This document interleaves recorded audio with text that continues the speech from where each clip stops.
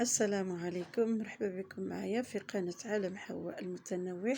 اليوم جبت لكم واحد الفكرة زوينة بزاف للناس اللي كيتعبوا من السفرجل والتقطاع ديالو اللي كياخد مجهود كبير ووقت كتير وكيمحن في التقطاع.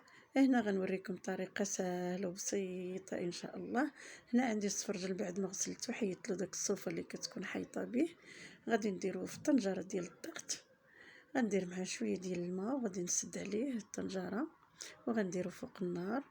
من بعد واحد تقريبا ثلث ساعة كنحل عليه، كنلقاه طايب، كنديرو فوق الطاعة.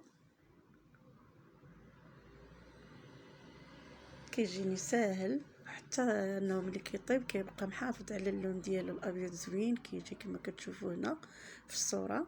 يعني ما كيكحلش ملي كيكون مقطع طروفه ولا كياخذ لنا الوقت ولا كنبقاو نتمحنوا في التقطاع ديالو شويه قاصح. من بعد ما حيدت له القلب ديالو نقيته وبطريقه سهله، لان اسهل ما يكون هذه الطريقه هذه.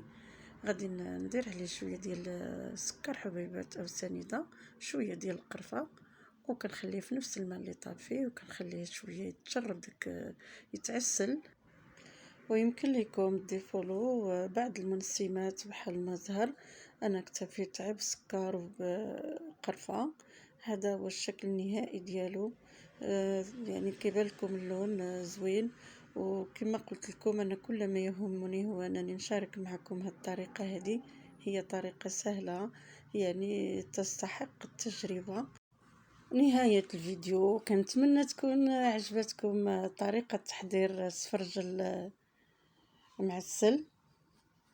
ما تبخلوش علينا بتعليقاتكم، باللايكات، بالاشتراك في القناة باش كتحفزونا اكثر. وشكرا لكم، الى اللقاء في فيديو جديد اخر ان شاء الله.